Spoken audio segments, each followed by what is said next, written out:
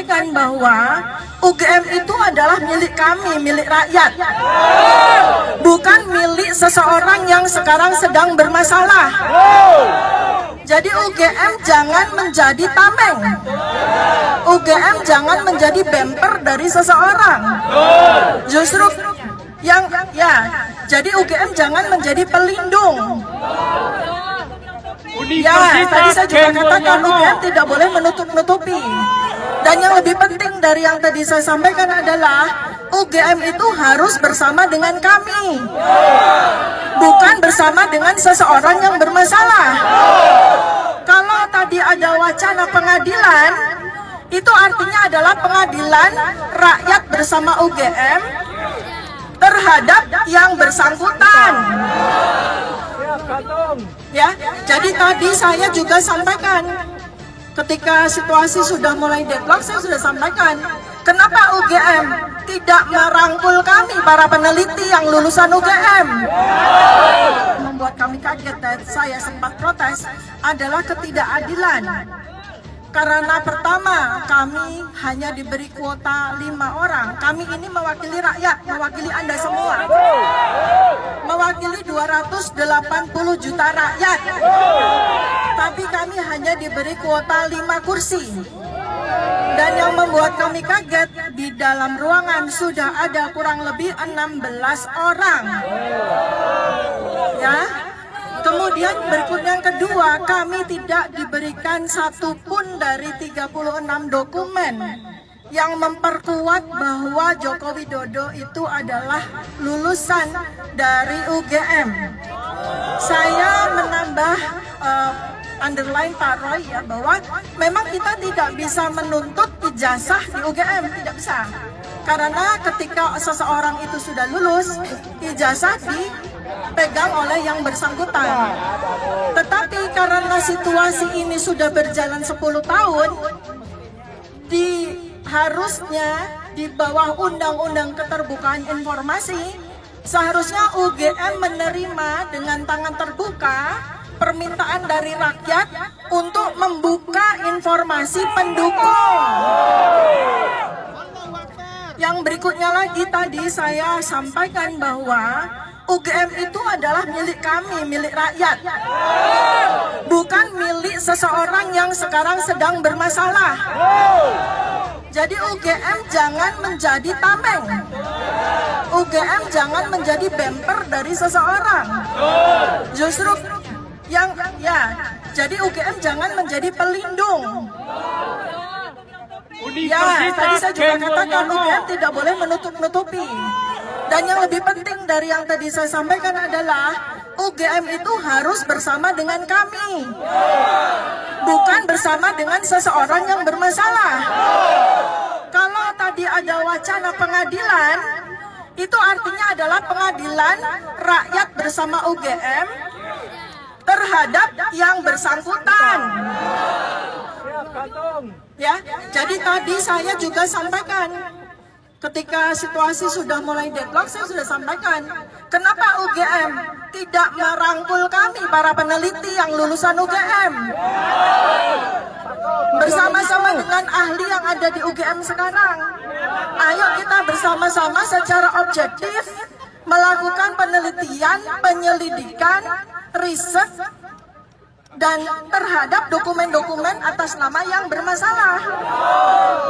Ya, itu yang saya sampaikan. Kemudian berikutnya, ketika kami tadi sudah kecewa dan kami akan walk out karena situasinya menjadi debat kusir.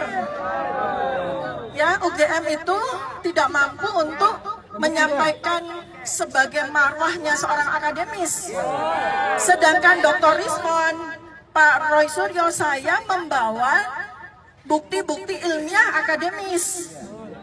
Ya, tetapi yang ada malah akhirnya jadi debat kusir. Nah, makanya kami kemudian sampaikan, ada nggak dokumen yang bisa kita pegang untuk kami buktikan kepada rakyat. Akhirnya skripsi yang kami minta baru di saat-saat terakhir, last minute, baru diambil dari perpustakaan. Terus di situ dari 16 orang itu juga ada beberapa orang yang mengaku sebagai alumni Fakultas Kehutanan UGM angkatan 1980. Mereka sudah mempersiapkan ijazah dan skripsi masing-masing. Saya bilang, kami tidak perlu skripsi Anda. Kami tidak perlu ijazah Anda. Nggak usah diperlihatkan kepada kami. Yang kami butuh adalah ijazah Joko Widodo. Yang kami butuh adalah skripsi Joko Widodo. Nah, alhamdulillah kami sempat kemarin setelah beberapa menit kami pegang. Artinya saya, Pak Roy, dan Pak Rismon adalah saksi hidup bahwa kami pegang skripsi seseorang ya yang di dalam skripsi itu namanya Joko Widodo. Tapi dengan mata kepala sendiri, ya, kami jelas melihat banyak beberapa keanehan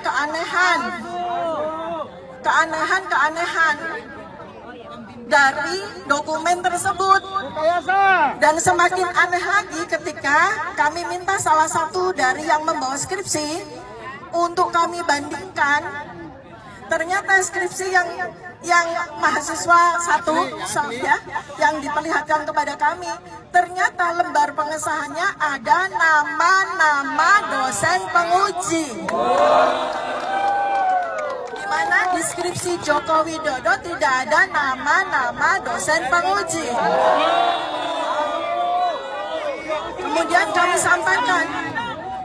Kemudian kami sampaikan kepada pihak UGM, kalau rektor itu pada dasarnya tidak punya hak maupun kewajiban apapun untuk ikut di dalam urusan ini. Jadi kalau rektor ataupun dekan tidak memiliki statement apapun, sebaiknya diam saja. Jadi pendiam saja, kecuali nanti kalau memang ada pengadilan, rektor akan diundang sebagai saksi ahli, baru bicara rektor. Atau dekan sebagai saksi ahli, baru bicara. Di luar itu, saya sampaikan jangan bilang apapun. Termasuk kepada para profesor-profesor yang mengaku katanya ijazah Jokowi ada tapi hilang.